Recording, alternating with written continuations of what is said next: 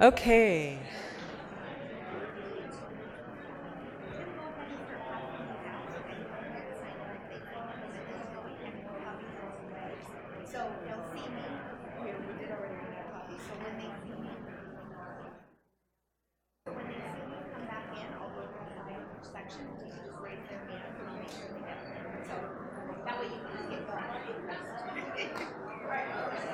Yep. Okay, if I could please have everyone take your seat. We're going to go ahead and get started.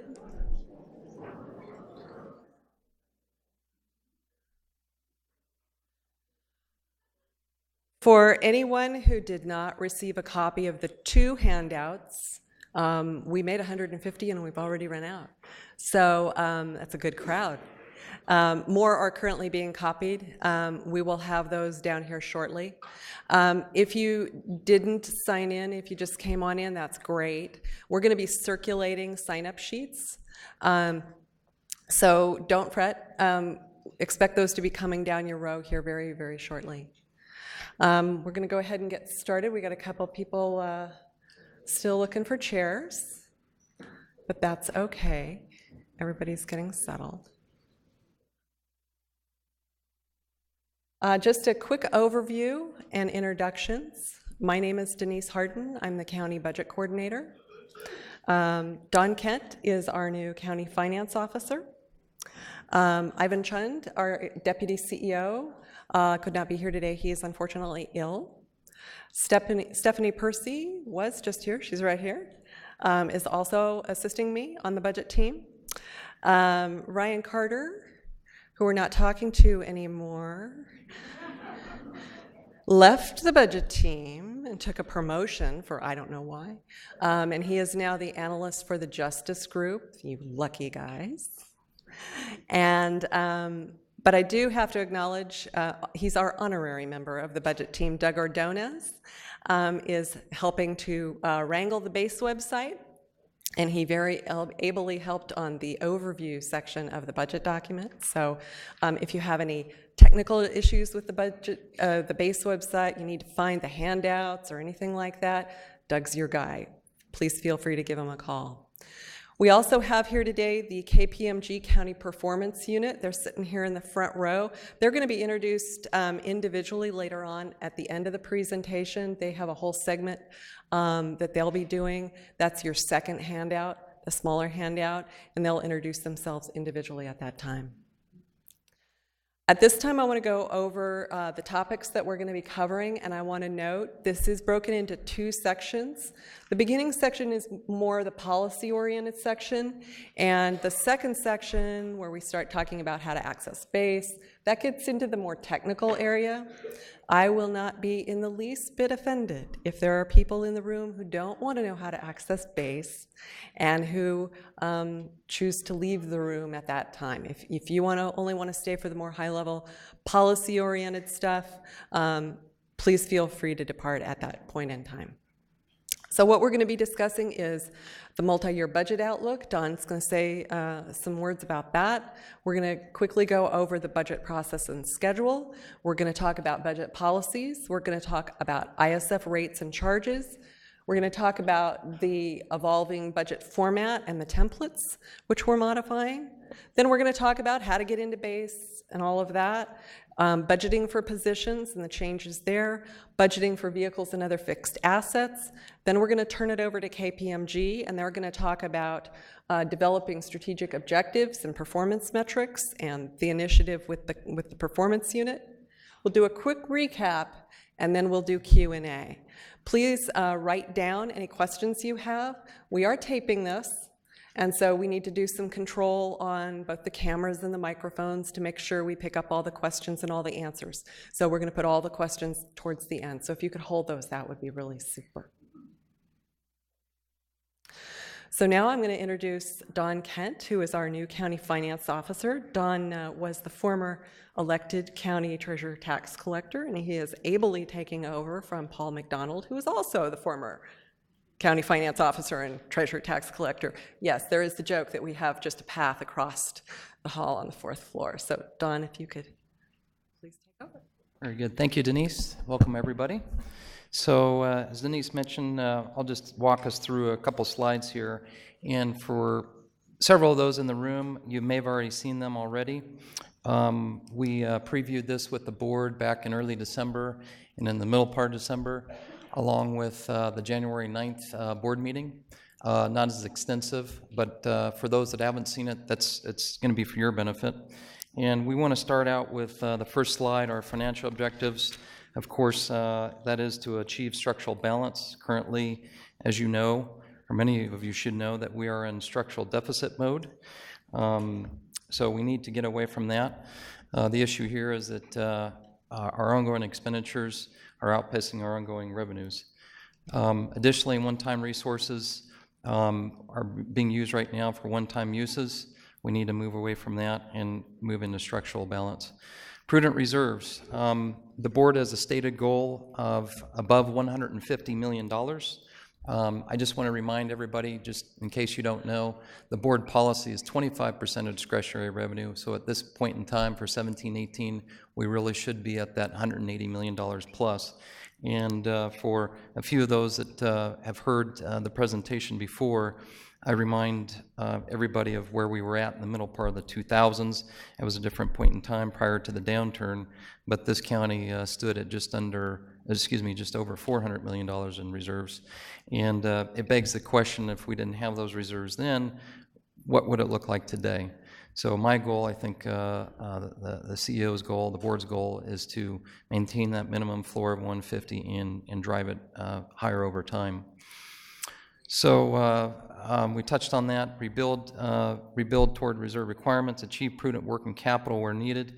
And an important one for those departments that have internal resources available to you, we're asking that you maximize your use of excess reserves and to reduce accumulation in those funds. It's important right now because the draw on the general fund is quite large. Next slide, please. So that brings us to a few slides. I'm going to work budget realities and challenges and then on to the slides. Growth of general purpose revenues, as you know, has not been sufficient enough to cover discretionary spending for several years.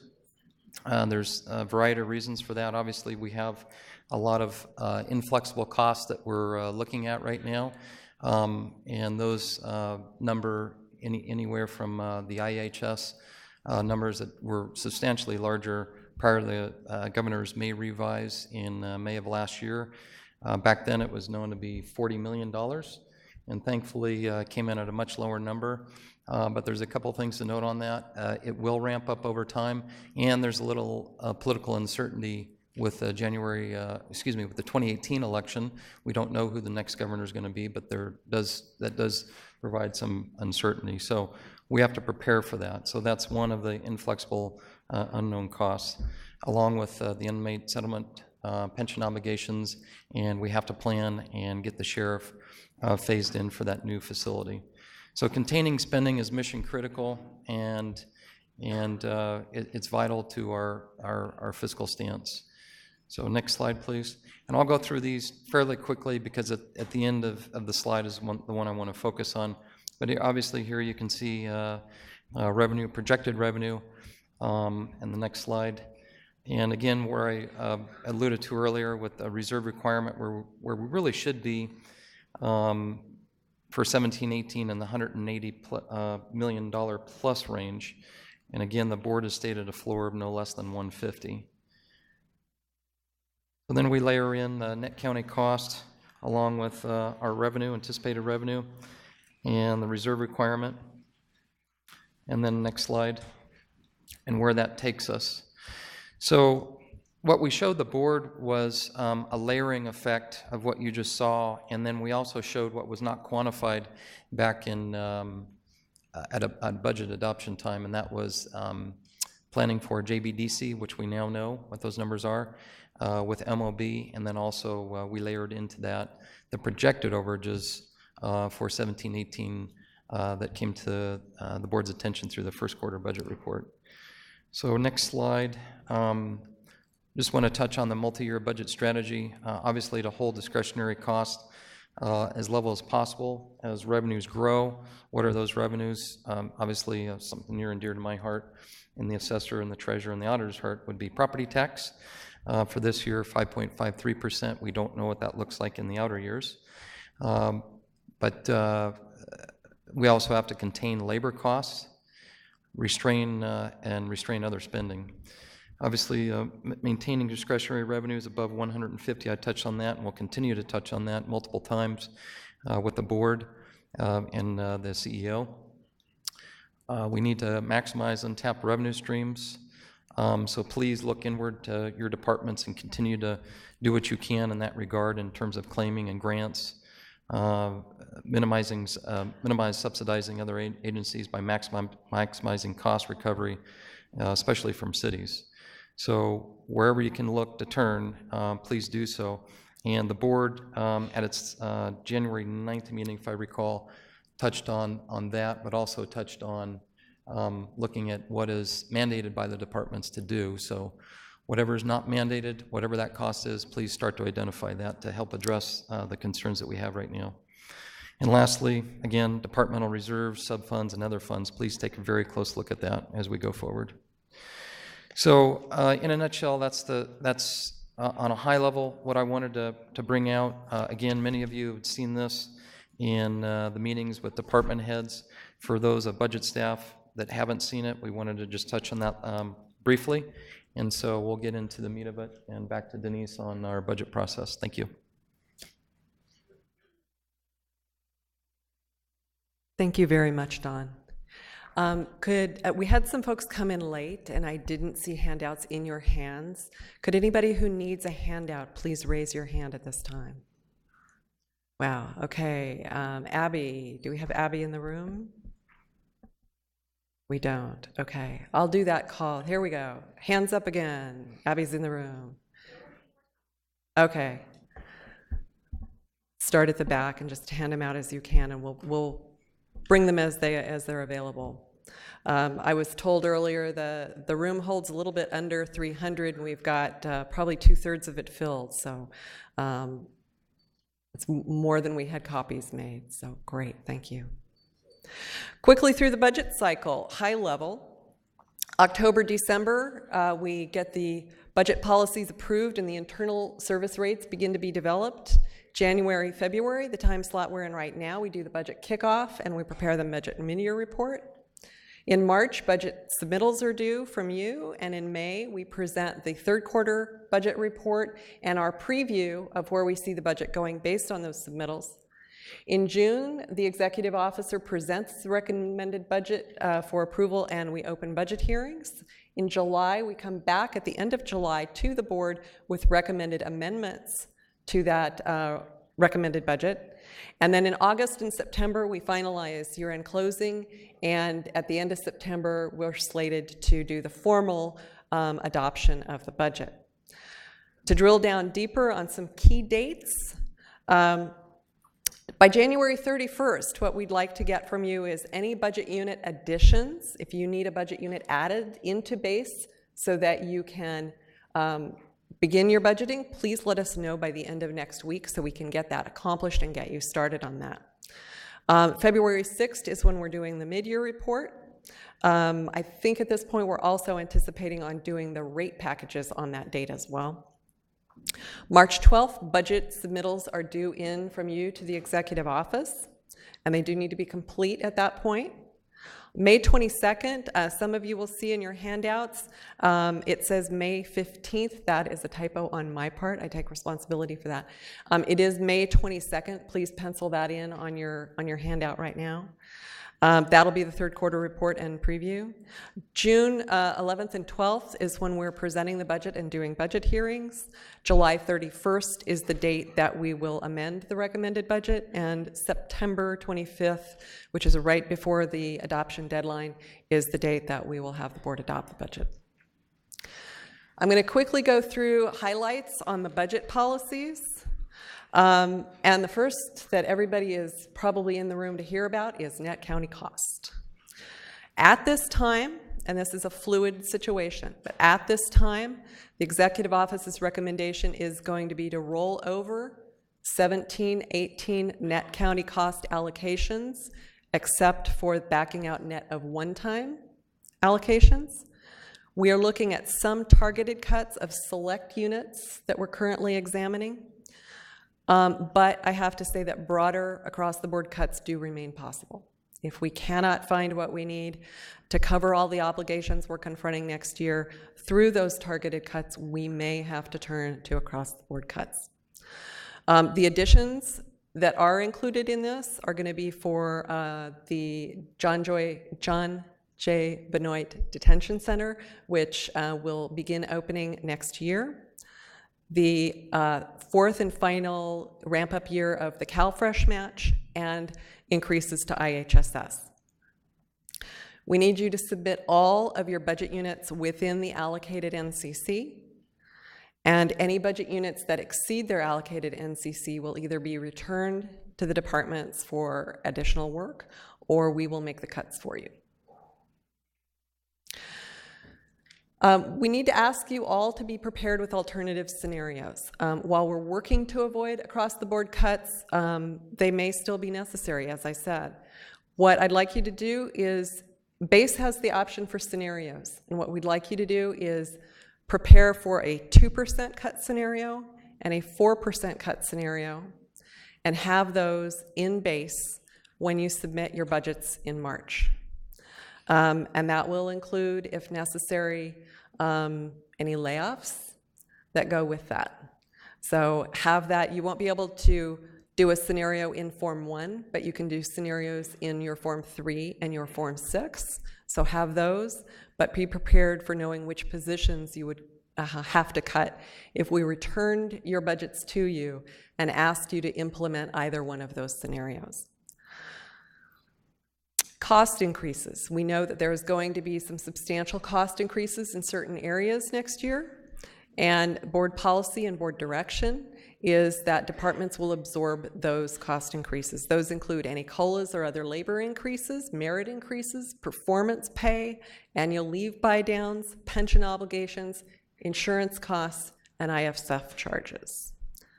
We always get asked the question, why do we ask you to absorb it? And the fact is that we have a $5.5 billion budget, 85% of which is funded through federal, state, and funding from other jurisdictions such as contract cities.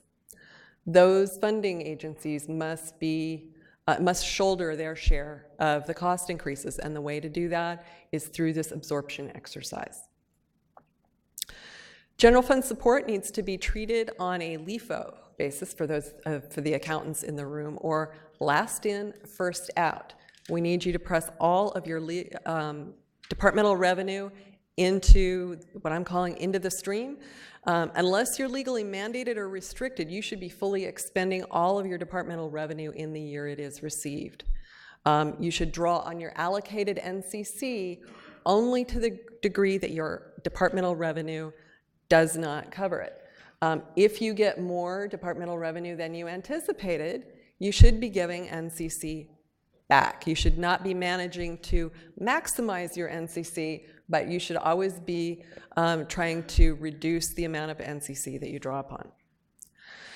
Again, departmental revenue shortfalls will not be backfilled, so if you have a revenue source that is in decline for whatever reason, you should be reducing spending in line with those reductions, and that includes grants, it includes taxes and fees, and it includes any state or local, other federal funding. As Don indicated, restricted fund balances, obligated fund balances, departmental reserves are increasingly on our radar and on the board's radar. I have to say, public resources exist to provide services, so we really need you to avoid accumulating fund balances and net assets.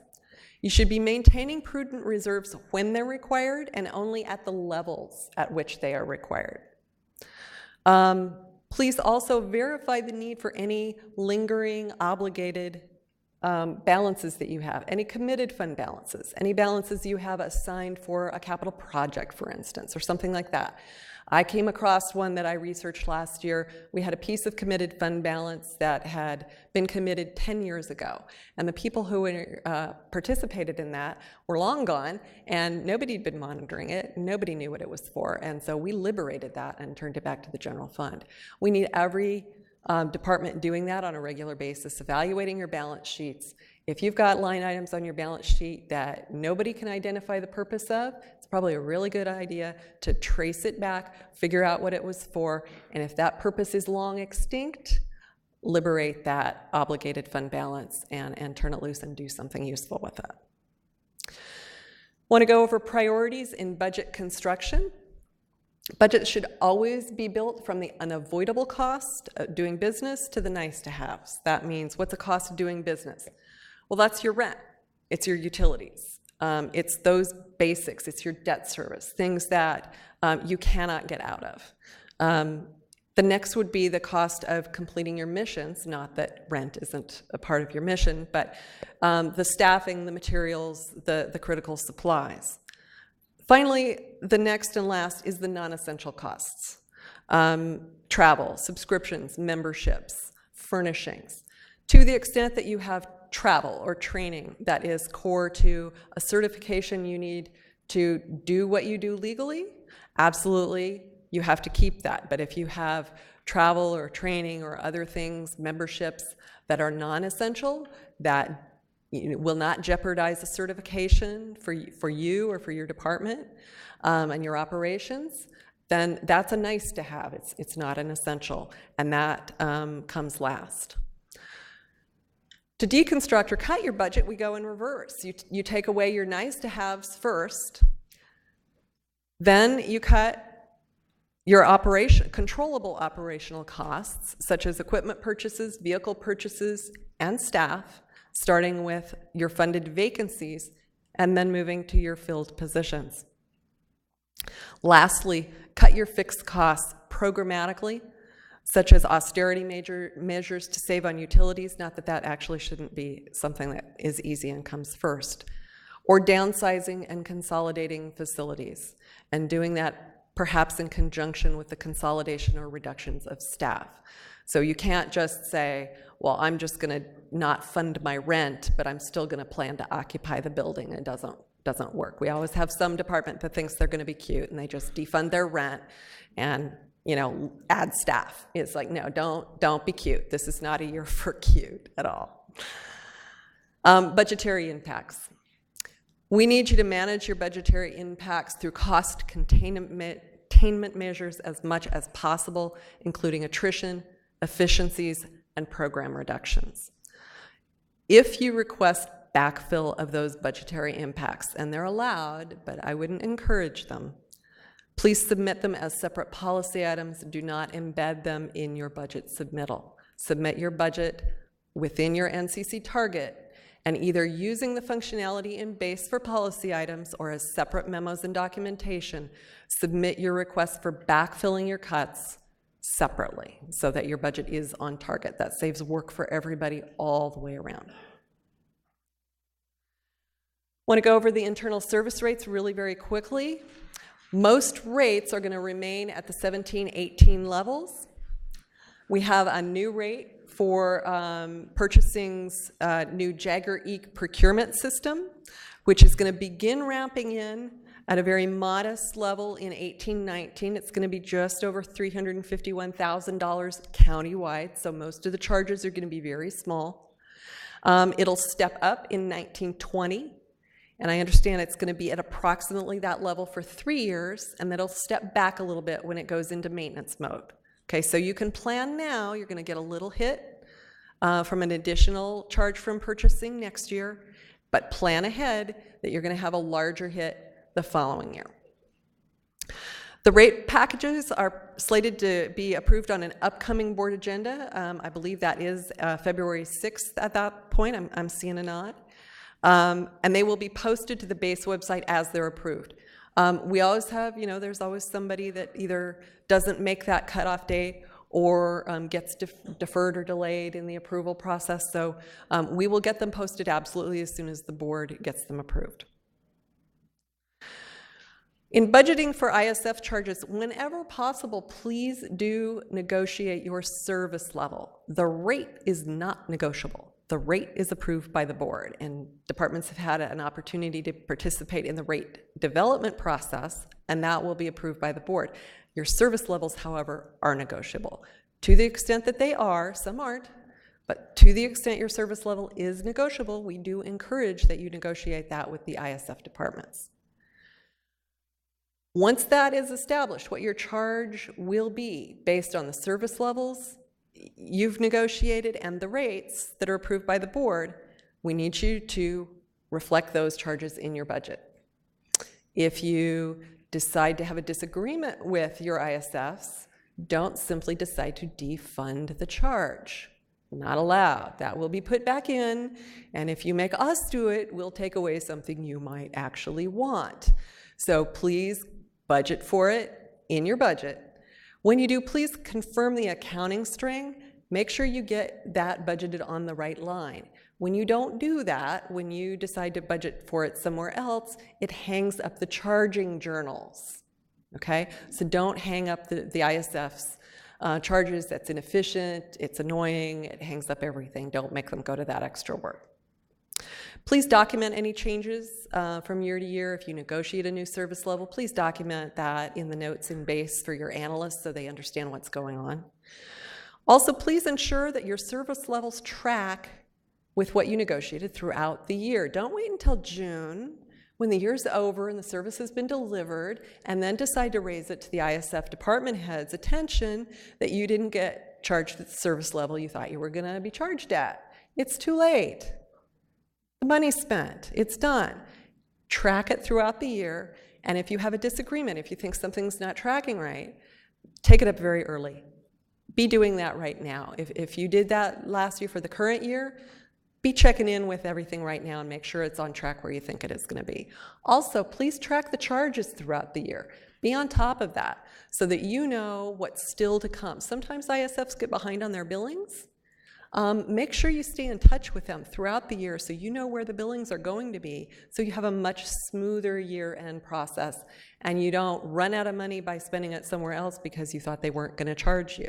If it's budgeted for you, they're very probably going to charge it. So if you see a lag, follow up with them, be on top of it, and stick with that. We're going to go over the ever-evolving budget book paradigm. Last year, as you know, we did a complete overhaul of the budget book and did a complete facelift on it. We're doing some modifications. We're doing continuous improvement. You can expect continuous improvement for probably the next few years. And that's in response to the board. The board requested a consolidated departmental information, and I know that was really, really hard for a lot of you last year. A lot of you really want to talk about each of your budget units. And I'm here to say the board does not want to read budget unit by budget unit. They very specifically requested to consolidate your department information so that they can get a picture of you in one summarized net. They also asked for transparency, more transparency regarding available resources, greater clarity regarding the use of those resources, and measurable performance indicators. They talked about that for years, and last year, for the current year, we finally implemented those. The budget book layout, as we indicated last year, emulates San Diego County. A lot of you asked for samples or examples. It's hard to pick any one thing because all of you are so different. And so I would say, please go out to the San Diego County website, pull up their latest budget, and find the section of their budget that most closely correlates to your department's, and study it. They do an exceptional job both in their visual presentation as well as their write-ups. They are very tight. They pack a tremendous amount of information in tight little elevator bullets, and that's what we're shooting for. We don't want long, sprawling, expository essays on your revenues and your expenditures. We want tight, little, concise bullets that pack a lot of information in a little tiny space. The book remains, at the moment, organized by functional groups, such as general government, public protection, health and sanitation.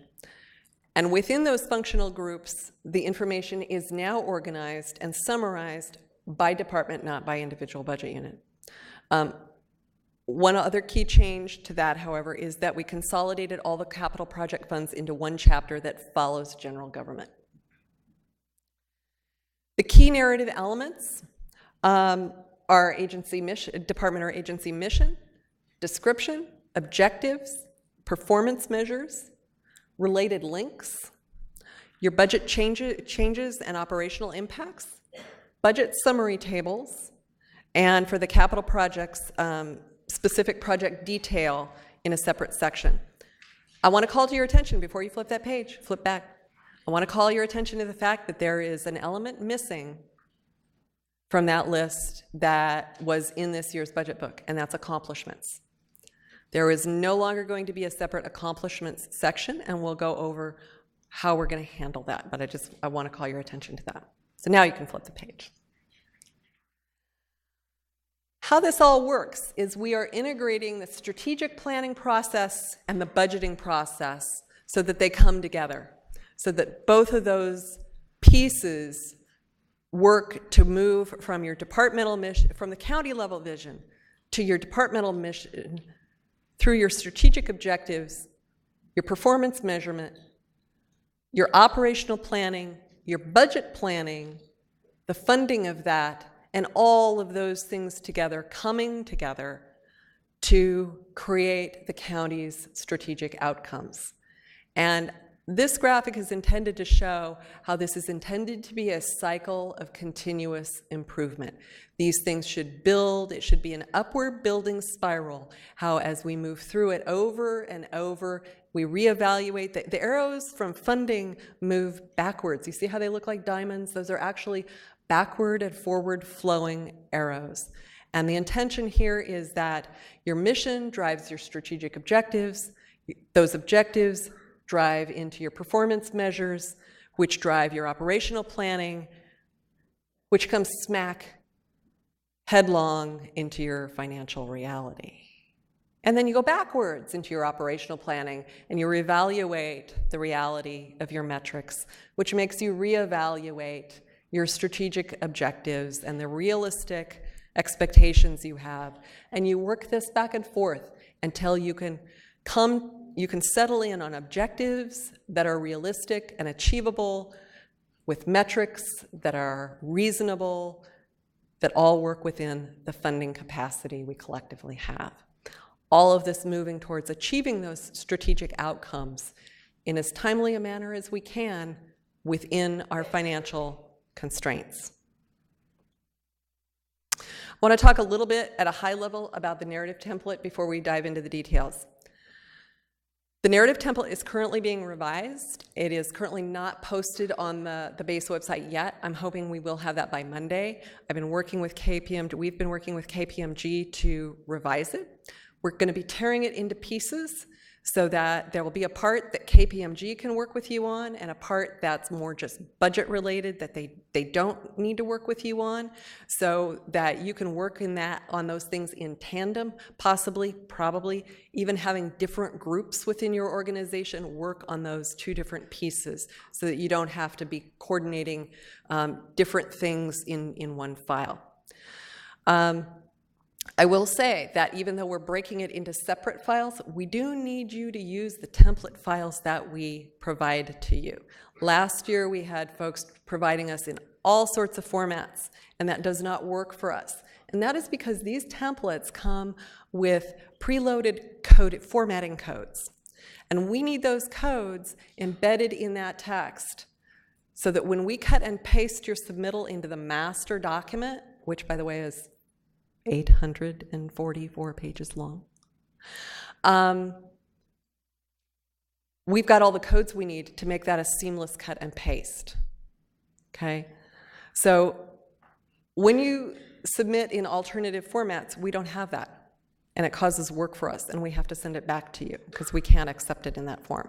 So please do not try to mock up something that looks the same in Word, because it won't be the same. It won't have the codes we need. Don't create it in any other application, and don't send it to us in PDF. Now to get a little bit into the elements of the part that, that KPMG is going to be working with you on. The mission statement should cleanly and concisely state the purpose and scope of your department. It should align with the overall county mission, and it should be no longer than one simple paragraph.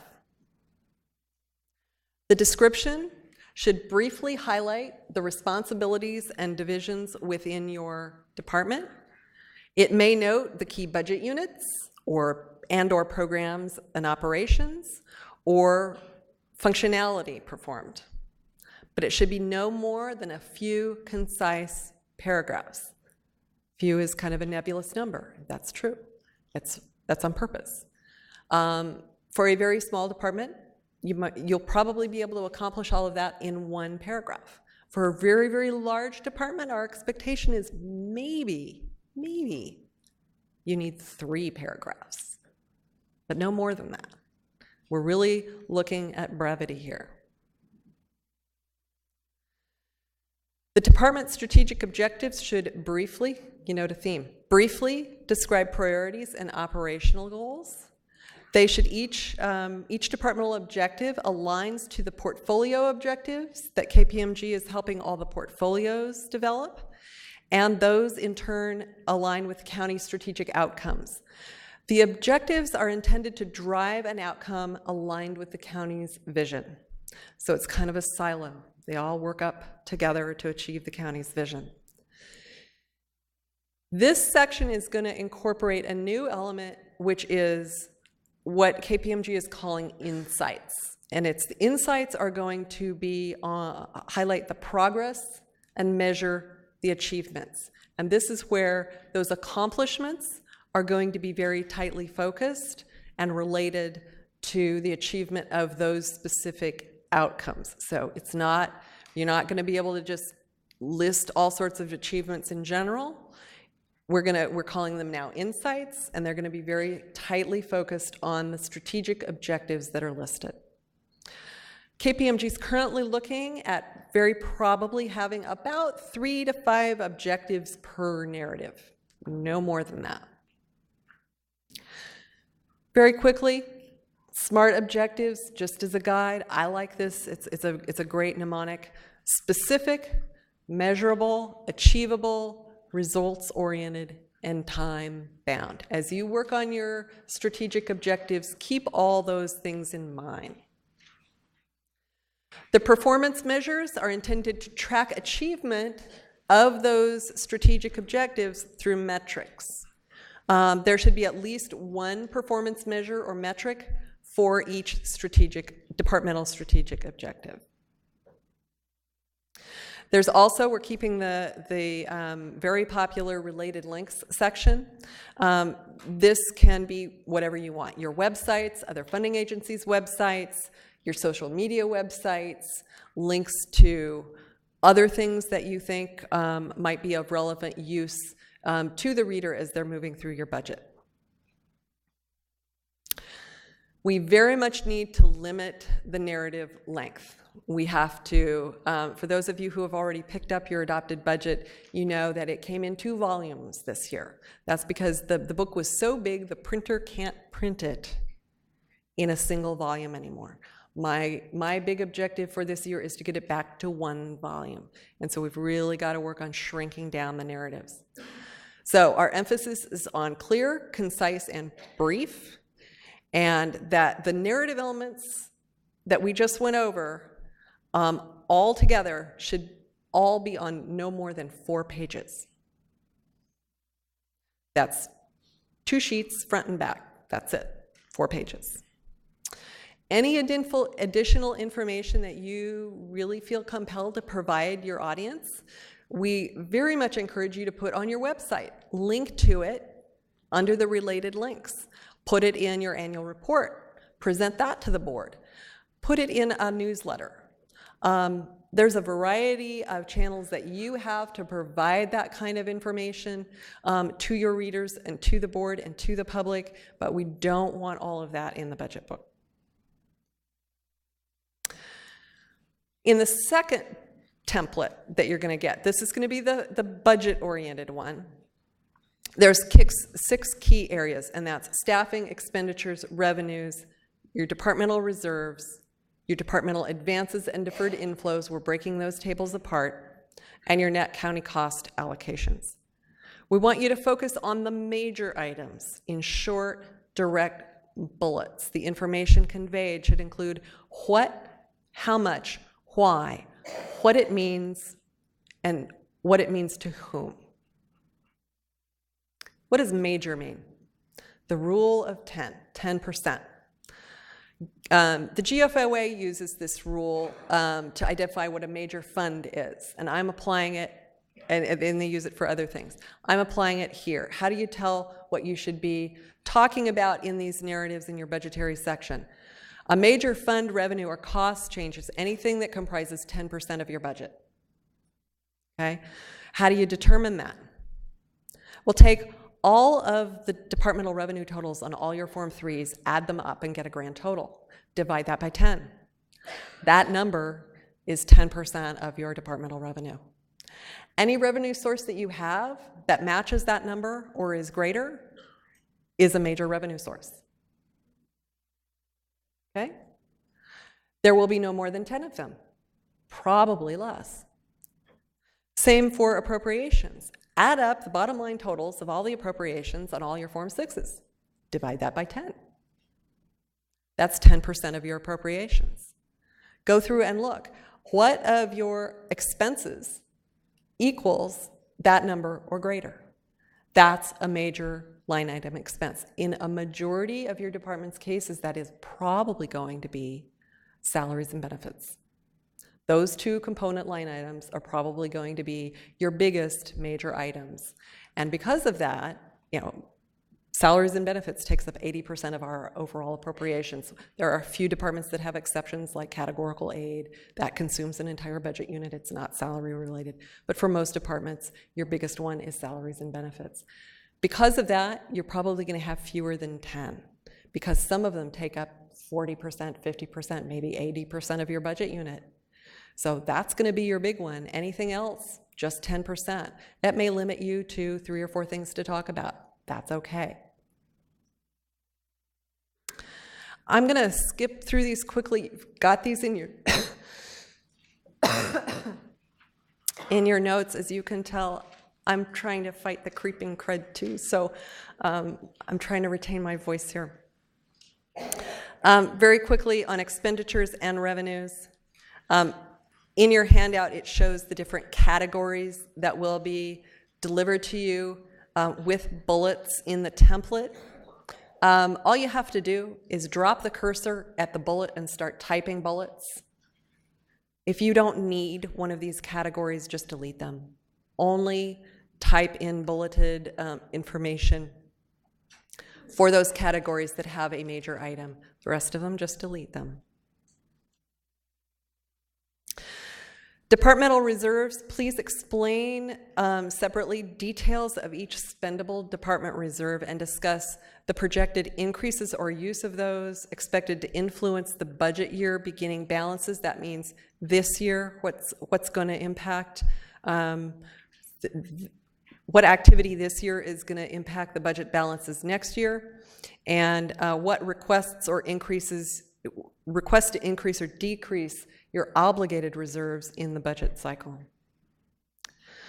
Advances and deferred inflows, like I said, we're breaking that off on a separate table and we're going to discuss them separately.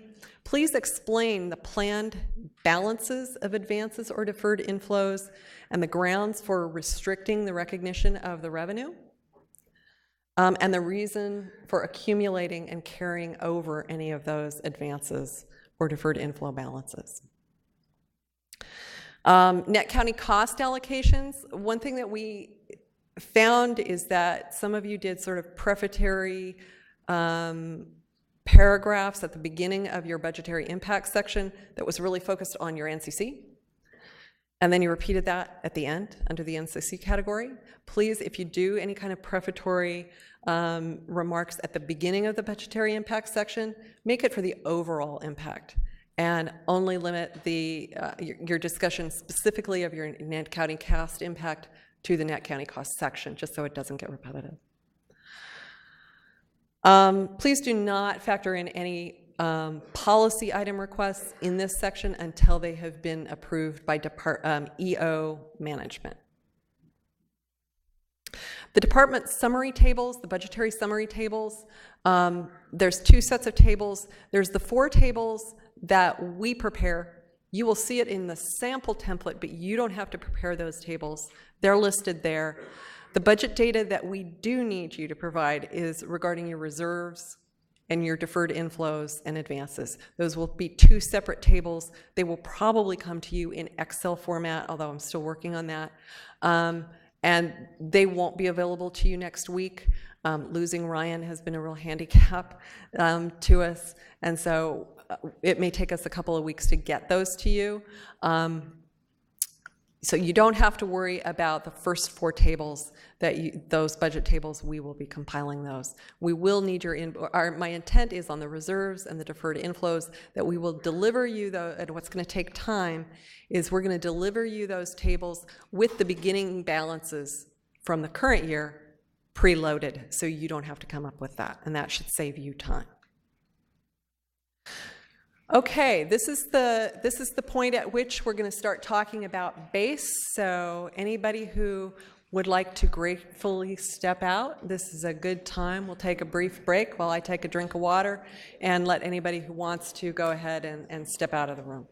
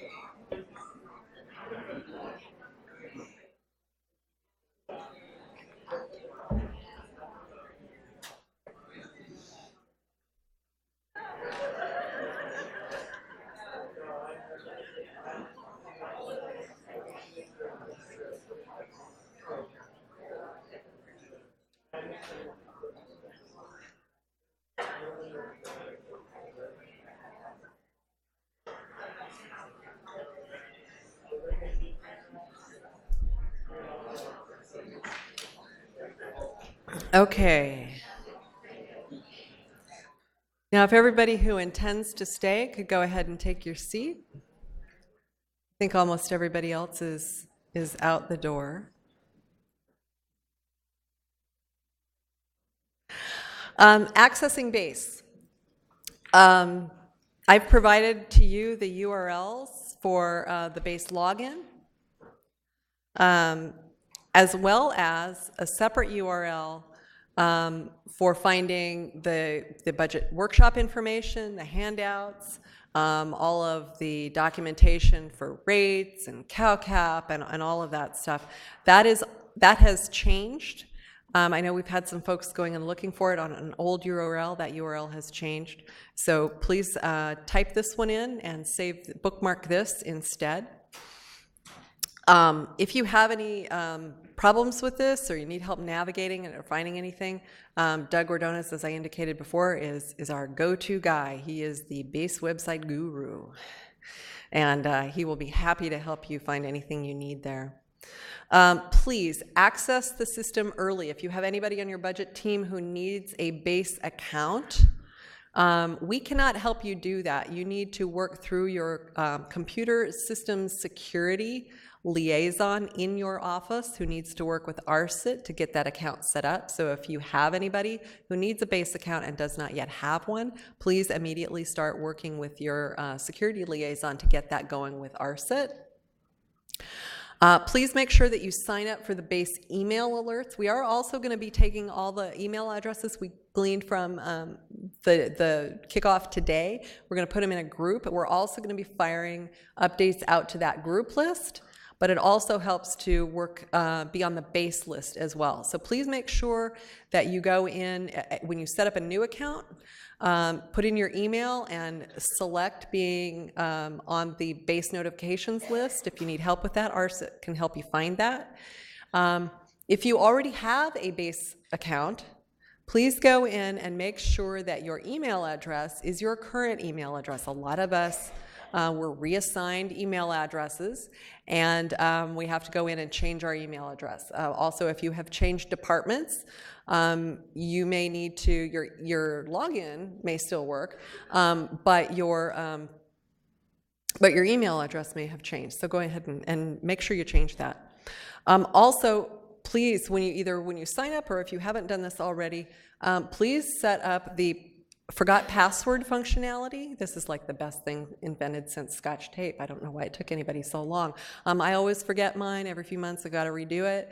All you got to do is click on the base website. It's got a forgot password. Click that. If you've set this up in advance, it's going to send you a security, it's going to send you through a security protocol that you have to preset, and it'll send you a replacement password and you're off and running. You don't have to go through the RSIT website.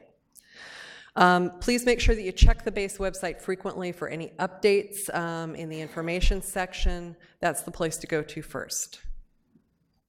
For technical assistance, if you need any technical assistance, again, we cannot help you with the technical glitches or account issues in the executive office. Please either call the RSIT help desk, get those numbers in your handout, or use the ServiceNow website that's listed there in the URL. That's the new portal. If you have any technical issues that you want to draw RSIT's attention to with base, that's the place also to log those technical issues as well. The items that we intend to have posted on the base website, not all of these are posted now, but they will be in the next week or coming weeks, are listed there. NCC targets, I think I will be able to have up by tomorrow. But if you know your current target, by and large, you know next year's target. DPSS, you know what yours is because you know what CalFresh and IHS is, and the Sheriff's Department, you already know what JBDC is getting. So pretty much, if you don't see the list, you already should know what your NCC is going to be. Need to back up. I will also have, we just got Prop 172 forecasts from HDL last week, so I need to update that table. So if the Sheriff's Department and other safety departments are in the room and are wondering about that, I hope to have that posted to the base website by next week. Adding budget units to base. If you have recently added a budget unit this year, it may not yet be showing in base. If you need a new budget for next year that you haven't even started on yet, we cannot link a new budget unit in base until it's in the chart of accounts and it's in the financial system. So if you're anticipating needing to set up a new budget unit next year, the first step you need to do is work with the ACO to get that into the chart of accounts. Once you've done that, then you can contact our office and we'll set it up in base for you. I want to talk a little bit about zero budget lines. In the past, we had departments that would just try to put in a bunch of zero budget lines into base so that they could pretty much post expense to anything they wanted, but they didn't want to budget for it. And then they'd go back to the auditor controller and post additional stuff. And they do this with spreadsheet uploads. We need to absolutely get away from that. We need you to budget clearly what you actually think you're going to need, because Base will not load 0 budget lines. It ignores them. It only forwards into the financial system lines, account lines that have financial information in it. So, I can always tell when somebody's playing with this because I see a budgeted line for $1. I wish we could reduce our cost to $1. We could solve a lot of problems if we could do that. But really, honestly, don't just do that just to create a placeholder and then, out of, I'll say, shall we call it convenience, like put all of your appropriations into special program expense or miscellaneous, and then just decide to expense to everything else later. This is really inefficient. Doing the 0 budget line loads creates a huge amount of undue labor for the auditor's office, and they've really asked our help to make this stop, so we want to do that. And artificially posting just placeholder line items in your budgets, like for $1, really distorts the budget, and it makes analysis of your budget really difficult. So we ask you, really, please, budget very honestly, and don't do 0 budget lines. Talk a little bit about budgeting for positions. Just as a reminder, last year, for the current budget year, we modified the payroll calculator. And we eliminated the January to June step increase issue that had been going on and was causing most of you to do your own manual calculations. You no longer have to do that. The payroll calculator calculates accurately, and we want you to use it and rely on it. What we also did last year is we made the payroll calculator running it automatic. So you no longer have to or are allowed to run the payroll calculator. That was actually run this week, and that's all loaded up, and the base system as of this morning is actually open for business. So the payroll calculator is running all the labor computations for you. It has all of the payroll variables. It runs all of those, and those are all preloaded for you in Form 1. As a note, please be reminded that BASE uses the task profile ID attached to each position, individual position, and this is necessary to attain both the fund and DEPT ID together. We've had departments that have had problems with positions that wind up in the wrong budget unit in Form 1, and it's because the task profile ID doesn't match where the position is actually authorized. The two things need to be in sync. So if you go looking for a position, and usually this is only noticeable in a small department that has like a single position job class, and it can't be found, it's because the task profile ID was not updated. So make sure that those are in sync. If you have problems with that, that's probably the first thing, and we can help you research that, or contact RSIT, and they can help you research that. Please avoid the practice of gutting and replacing your positions to input your own computations. We have had some real problems with departments that are doing this. In some cases, we had a department that had a staff member who gutted all their positions and then never put them back, and it was really ugly. So we don't want that. There's no need for you to do a huge amount of outside computations, strip all your positions out, and then load them all back in with new computations. Please rely on the payroll calculator to do the computations, and only do adds and deletes. Use that Form 1 to do just the adds and deletes, and let the Form 1 tell you what the costs for those positions should be. Once your Form 1 is complete, please run the posting salary calc to expense. I know this is acronyms. Posting salary calc to expense bud process in the Form 1 to post salary and benefit costs into Form 6. This is really crucial. It doesn't help for you to have a really great Form 1 and not post that over your Form 6. And that's what we really want. We want the Form 1 and the Form 6 to be totally in sync. so that they match. That's the ideal. A note about, and I know this is kind of a little bit difficult to follow, but synchronizing positions. What do I mean by that? Some of you continue to do CTRs or position exchanges and things like that while you're doing your budgets. If you're going to do that, synchronize that activity with your budget process, so that if you're doing, you're still processing position changes through HR, make sure that anything you do with respect to that gets translated over into the budget process. The cut of positions, the data set that HR or that base pulled in to do the payroll computations for the payroll calculator was pay period 1. Okay, and that's in your handout. So any changes to the data set from pay period 1 forward that you make, base doesn't know about. So you have to input those changes into your Form 1. Keep those two things in sync.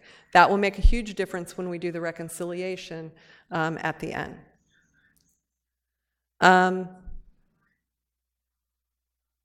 What I recommend is that you, to the greatest extent possible, you suspend doing position exchanges or other transactions to the greatest extent that you can. That will make it far easier. We don't mandate that. I highly suggest it. Control it yourself. Be aware that it's going to impact your budget. And it will make your budget planning cleaner, and it will make your budget preparation cleaner. We've got the new Workday. We're replacing HRMS with Workday. And in preparation for that, as well as to deal with our budget realities, we're asking you to the greatest extent you possibly can, delete your unfunded positions. Unfunded positions pose a liability and can cause appropriations overages and NCC overages. And as you can tell from the presentation that Don gave, our financial circumstances are such that we cannot absorb overages. We just cannot do that. So to mitigate that liability, we need to get rid of unfunded positions. They should be deleted in your Form 1. Salary and benefit costs, as I indicated on the Form 1, should therefore match what's on your Form 6. There should not be a big discrepancy because you have a whole bunch of unfunded positions that you're not funding on your Form 6. Delete those unfunded positions, and your Form 1 should match your Form 6. Any minor gaps that you calculate in due to retirements and those kinds of things, that's natural. Salary savings is a natural. Everybody deals with it. It should be a minor, and it should be very well documented. The computations of that should be very well documented in your notes in base. Our objective is to have a very clean load into Workday, which is going to occur in October, of only the funded, active, authorized positions that we achieve through this budget cycle and that go into effect July 1st. We are retiring the ABP form. Goodbye ABP, hello BPR. I really hate this concept, but yes, we are in fact rebranding the ABP form. Why? We found that the name authorized budgeted position was confusing and misconstrued. And so Stephanie and I put our heads together, and she actually came up with this idea of rebranding it and giving it a clearer, more descriptive name, more descriptive of what it actually does. And that is, it is a budgeted position reconciliation form now, a BPR. We're changing the titling on it, but we're also changing a little bit of the formatting and some of the instructions to be even more clear.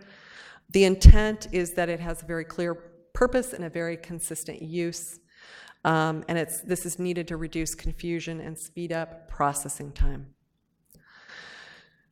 The BPR form, Ordinance 440, authorized position levels are established annually through Schedule 20 in the budget. There's a lot of confusion on this point. The BPR form is what reconciles the positions in HRMS to the positions authorized in Schedule 20.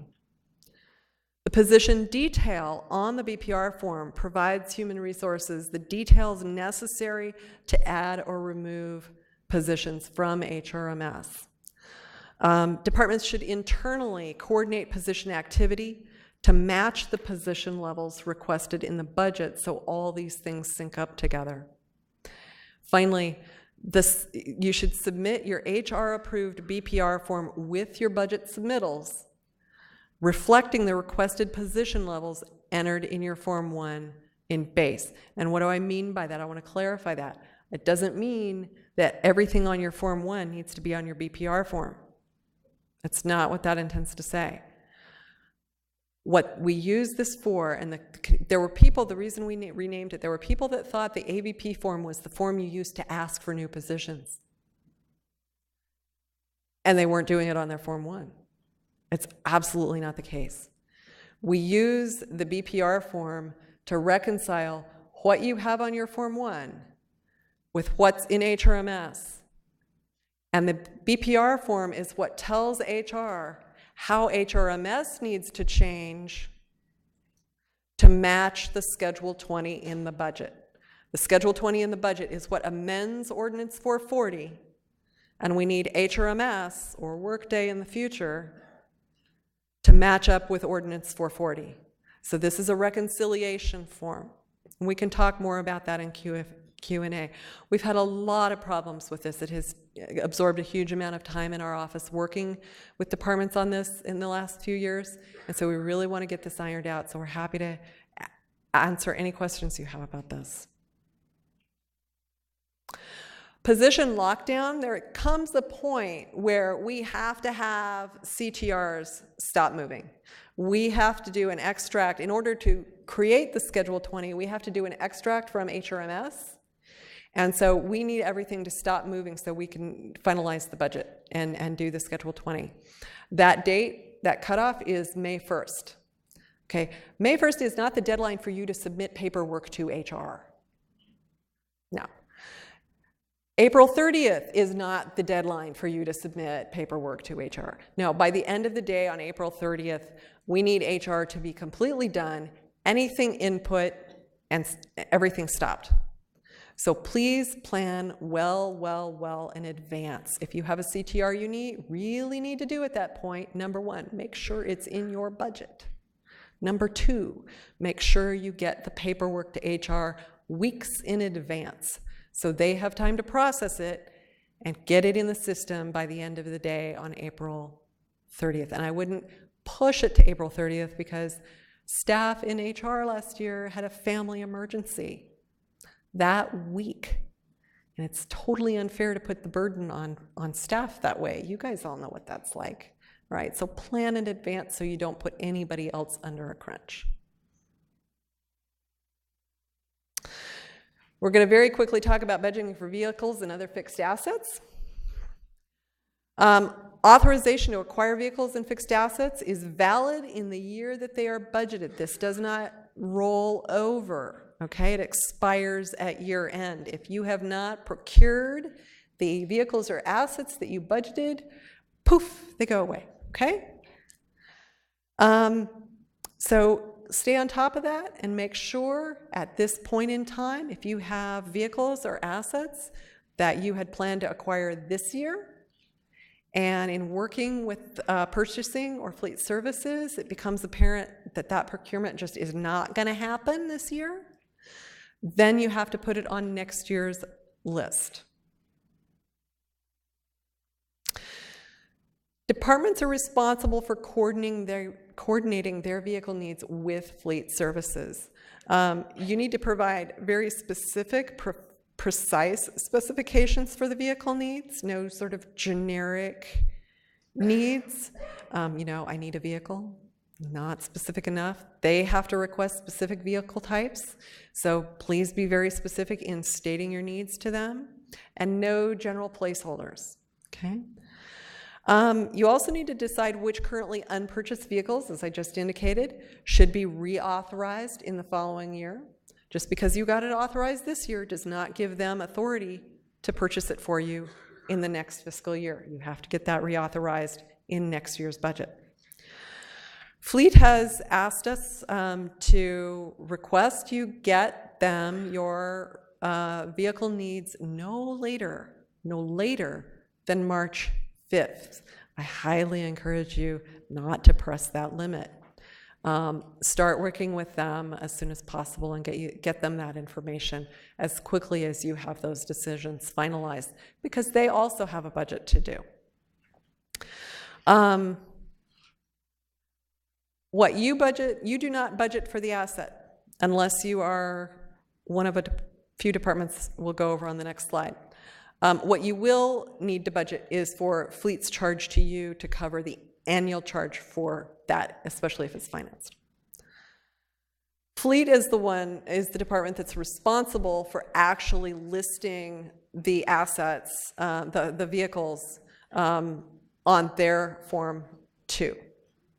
You list your other assets on your forms. They list the vehicles for the whole county on their Form 2.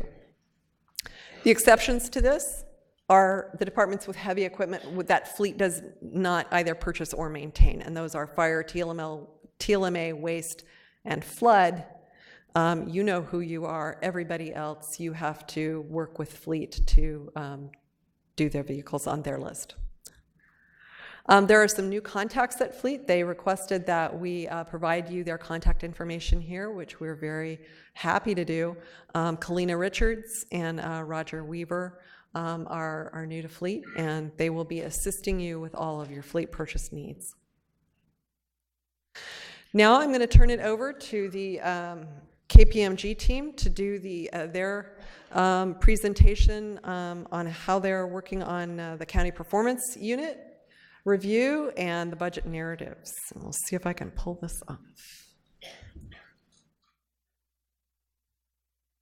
Hey, how about?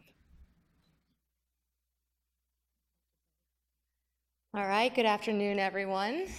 We're almost at the end. Bear with us, please. My name is Julia Bennett Ward. I'm with the KPMG team. This is my colleague, Curtis Burns. We go several deep. Sure you're all aware of KPMG.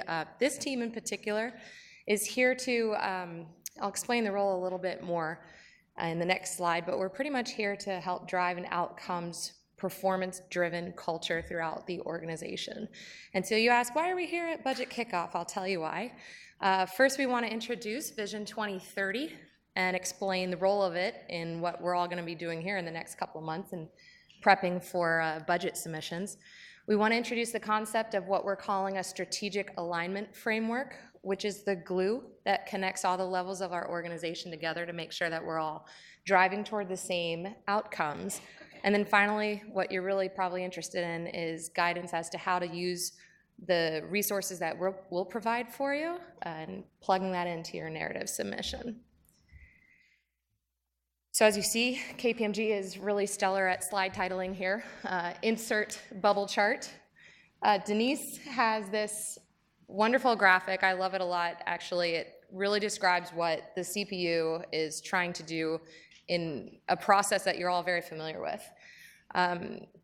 It's hard to grasp as it takes a lot of focus and discipline and some resources to actualize this vision. But where we see ourselves is more on the right side of the curve in helping you align your department missions, objectives, your performance measures to the county level outcomes so that you can connect the rest of the bubbles throughout your strategic planning, budget planning, and execution processes.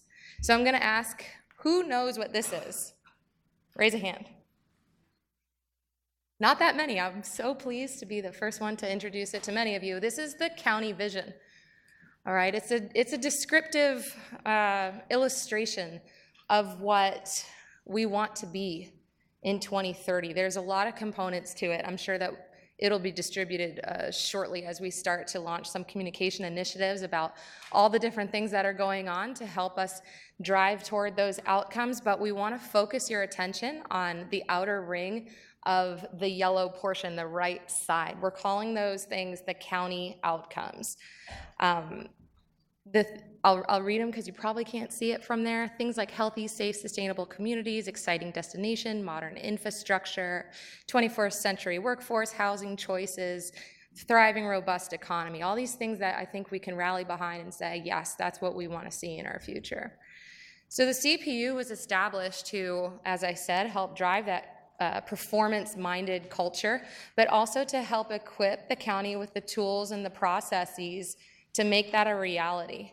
So we designed what we're calling a strategic alignment framework, which is just a 3-tiered alignment of county level, portfolio level, and department level objectives and performance measures. So you probably are thinking, what? We had objectives and performance measures last year. Don't make me redo work. We're not trying to. What we're actually ending up doing is killing 2 birds with 1 stone. So you all wrote 2 objectives and performance measures last year, and I think you had something like 300 some odd objectives across everyone. Less performance measures than that. What we're trying to do is actually focus on the most important ones that tell your story, how you're contributing to the county outcomes that the board wants to see. In addition to actually making business decisions based on data and then tying that to your budget planning processes in the years to come. Don't worry, we're not there yet, but it will be a process of maturity that we'll be going through. So the strategic alignment framework, again, buzzword, but it's just a simple tiering of county outcomes, portfolio objectives and KPIs, and then department objectives and KPIs. So there's a lot that's changing here in the county in the last year or so. We have this vision. We're changing our budget template. We are instituting new roles like the CPU in this whole layer called the portfolio. So we're trying to draw those connections there. This is a practical example of a strategic alignment framework. I know you can't read it, but I'll try and pluck some things out. One portfolio is public works, land use, and environment. Well, how do they contribute to the county outcomes? Well, they see themselves in modern infrastructure, thriving, robust, diverse economy, and healthy, safe, and sustainable communities. It's really about how they see themselves pushing forward on those shared outcomes. So they've come together as a group. They've established 3 objectives at their portfolio level and just hand-selected a few KPIs that they think are descriptive and demonstrative of their efforts to push the needle on those outcomes. Every department now is going to be asked to do the same thing. They'll be seeing a lot of me and Curtis and Camille here in the front to help them work with the information that they likely already have, because last year they have, again, I'll repeat, their objectives and their KPIs. We just want to help focus those, figure out which ones are relevant to the portfolio level objectives and that drive toward those county level outcomes, and then help you identify, if you would need the assistance, the most telling key performance indicators that help formulate that picture. The key here, right? So to this point, you probably, it's all over your head, or you're like, what's going on? I haven't ever seen your face before. You will. Because what we would like to do is take that bottom layer and make that be your blueprint for your budget narrative inputs. So no longer will you have to say, how do I help safe communities and healthy families and business-friendly operations? We're not going to try and shoehorn what you do into those 3 categories. We'd like you to self-identify the objectives, those KPIs, and we're simply going to link to those outcomes so that we are showing one unified front, collective effort toward driving toward those shared outcomes. I'm going to pass it to Curtis here. I know he's really anxious to speak to you all about the budget process and the template. Absolutely. Thank you, Julia. So this gets into the meat of kind of what you're focused on, probably what you care about today, and I'll draw your attention to this slide right at the bottom in red text, probably what's most important takeaway for this, and that's a budget narrative submission along with the performance insights, which we'll talk about in just a second, due on March 12th. So just to work a little backwards to tie in what Julia was talking about and to give you line of sight to what we're doing throughout the county. At the portfolio level, we're starting there, setting the objectives and KPIs with departments, with portfolio leaders. We're targeting that in the next couple of weeks by the end of January. Then we're getting down to the departmental level. We're working again with departmental staff, with department heads, to really pluck out what are those key objectives for your departments and how can they be measured. And when we do that, that's really what's going into the budget narrative. So again, March 12th, and we'll be well prepared with the objectives, with the KPIs ahead of that time to give sufficient time to put that into the narrative template. So some of the key takeaways for how the budget narrative will actually change, and I'll show you an example, just a screenshot in just a second. We're shifting focus from the 3 themes, again, which were the healthy communities, public safety, and business-friendly operations, and we're really moving towards those Vision 2030 outcomes. So through the strategic alignment framework that we've been collaboratively developing, those alignments will already be in place. Departments, again, will base their budget narrative on this component. The benefits, hopefully it's less work for staff. It's a leaner document for readers. Again, this framework kind of provides that clear blueprint for budget inputs. And it's the same framework that department leaders, ACEOs, county leadership will be using to look at operational performance that will be in the budget. It's the exact same framework, same measures, same KPIs and objectives. Of course, all departments will have their own measures, their own objectives that they use for other purposes, and that's fine, that's encouraged.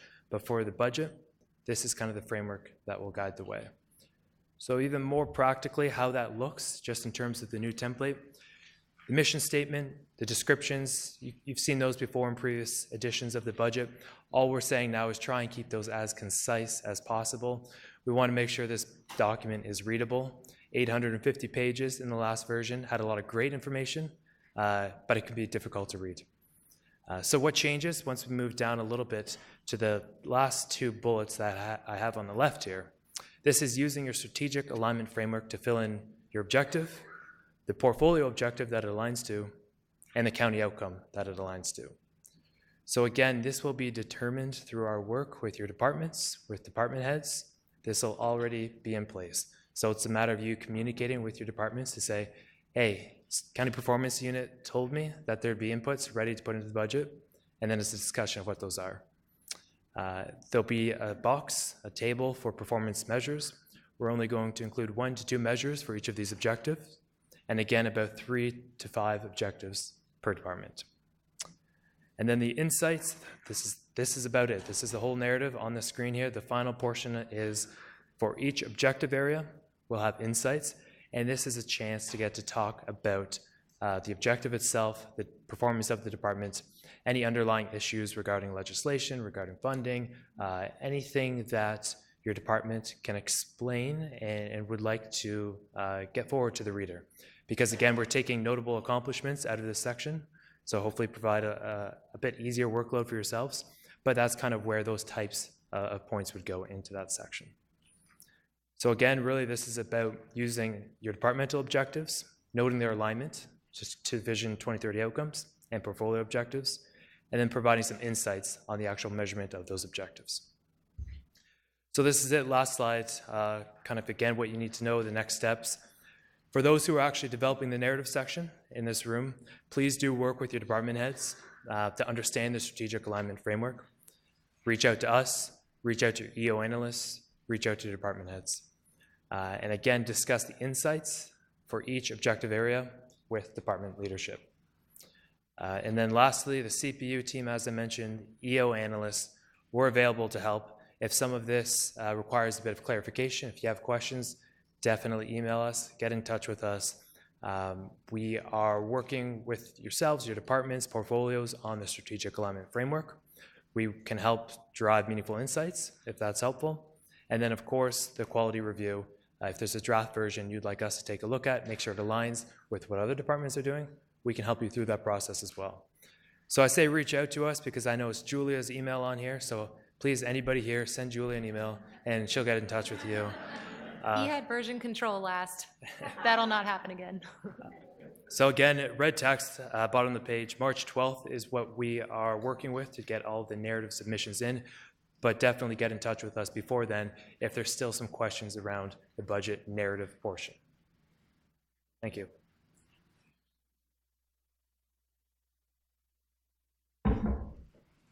Thank you so much, Julia and Curtis. We are so excited to have KPMG's help on this.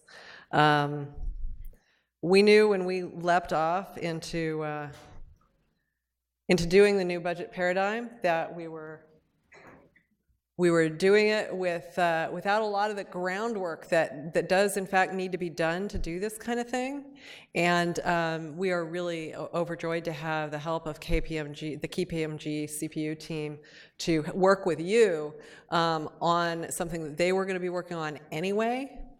And something we were going to be working on anyway. It's a beautiful dovetailing of these two things. So I would make appointments with Julia and her team right away. I wouldn't delay. I wouldn't wait for them to reach out to you. I'd get in touch and start setting that up, because time's going to fly away, and their time is going to be at a premium, as is yours. So please make those appointments and get started right away. You can get started with them even before we have the template out, because they know where we're going with it. We're going to be buffing it out a little bit, taking care of some of the technical details on it. We'll get it out to you right away, but that doesn't mean you can't start working on the technical side of it.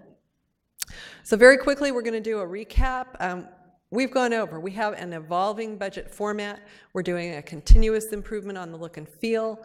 We're slightly modifying the new format, but keeping the overall architecture. We're modifying how we do the objectives and the performance measures, but I think that's all for the better. I think it's going to be far easier, because it's going to align with this long-term initiative of the CPU. And we're continuing to improve our departmental budget summaries and the emphasis on reserves and other resources. So I think we're going to make great strides in the next year on really improving the document. Key dates, just to reiterate these: March 12th, budgets are due. May 22, we will do the third quarter budget report with the budget preview. Budget hearings, June 11, 12. Budget amendment on July 31st, and adoption of the budget on September 25th. Final notes. Just a reminder, get your base accounts and logins set up right away this week, next week, not too early. Ask for new budget units by the end of next week. Contact your EO analyst and ACOs with any questions or concerns you have related to the development of your budget. And I would get together with them and have a dialogue, continuous dialogue. Do not wait till March 12th to set an appointment. Have a dialogue with your EO analysts and your ACEOs throughout this process. And then once you do submit your budget, have a get-together on the final product, and schedule that right up front. Everybody in our office is triple booked except me almost all the time. So it's not too soon to make those appointments. Also, please be ready for last-minute changes as the budget process progresses. As I said, across the board cuts and other kinds of cuts are not off the table. We have to be nimble to adapt to changing times. And finally, this is a very long, hard, stressful process. We all know that. Please take care of yourselves and each other.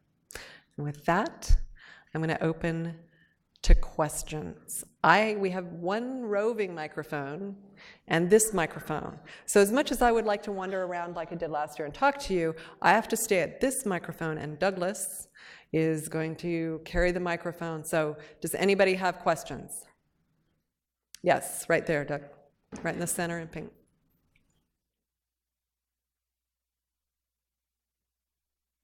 Yes, I'd just like to clarify on the place where you're talking about expenditures and revenues back in the narrative. It says explain concisely details of major changes. So if we don't have any major changes, we just leave that blank.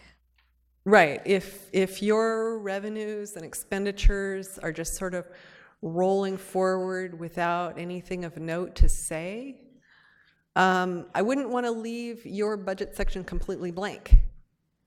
You might instead, if there's no change, you might instead want to talk about what they are and what is going on with them. Why are they relevant? I wouldn't have a blank section. But almost nothing in anything we do is completely static.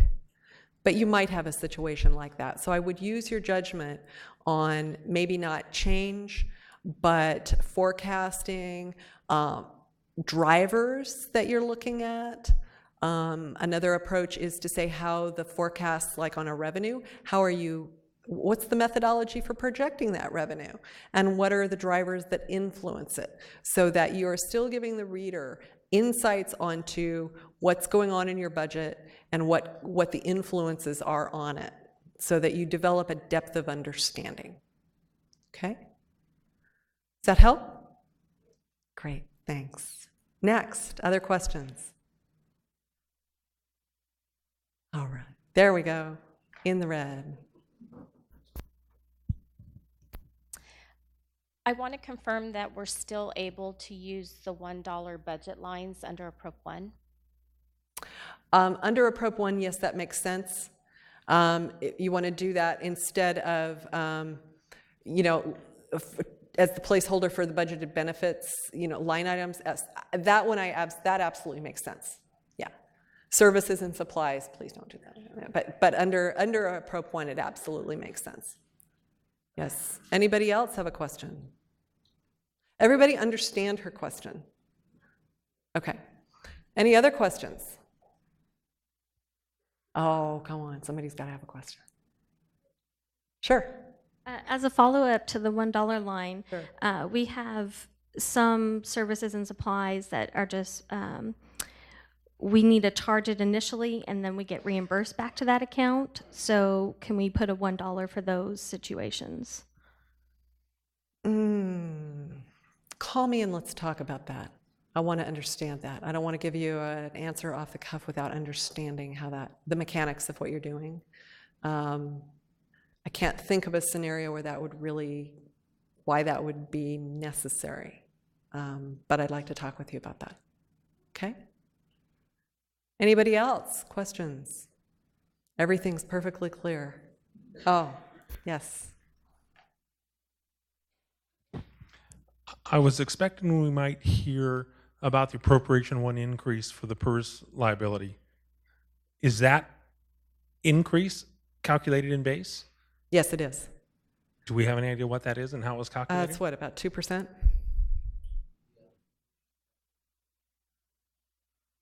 Right. We're currently working, literally right now, working on getting the park report ready to go to the board. And my understanding is that, and I'm sorry, I didn't put this, we discussed it, I didn't put it in the presentation. We are expecting that you can expect at least 2% increases in your PERS obligations each year until into the 2030s. I have another question regarding the appropriation 1. Yeah. So that was a snapshot of pay period 1. Right. Will that be adjusted, updated No. at any point in time? No. So those folks who got increases per pay period 2 and 3, which are not necessarily scheduled, wouldn't be reflected in there. So we may actually need to go in and update those lines and not take the base calculation. Yes. Okay. But I would do that, yes, and there's ways of doing that. So if they got something other than their scheduled merit, which is factored in, then yes, you would need to do an adjustment for that. That's valid. Those are going to be sort of one-offs here and there, very probably, yeah. Any other questions? Yes. That means this 2% is not currently factored in the AUB variables. Yes, it is. It is. Okay. Yes. Yes, the current PERS rate factor that will be in effect next year has been input into base, and the payroll calculator used that. So, and it ran all of the computations based on that. It also ran merit increases. Because we are in a holding pattern on union contracts, it ran merit increases based on 2 steps, because that's what's currently in effect for most of the bargaining units, because we have not renegotiated. Okay. Just wanted to clarify that those rates are different. Right.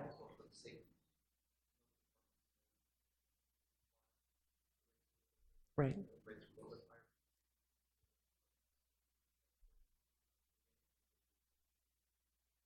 Yeah. Yeah, the rate sheet is actually currently posted on the base website. The payroll variables are all posted on the base website with the multi-tiers and all of that, so that's currently available to you, as is the bargaining unit summary, which is pretty simple at this point. There's not a lot to report there, so that's currently posted.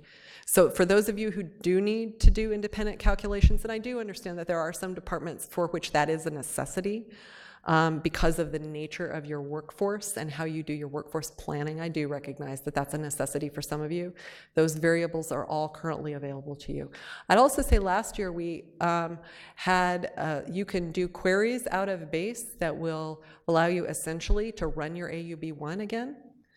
So if you need assistance with that, the base team at RSIT can help you navigate that, but that is available to you if you have that need.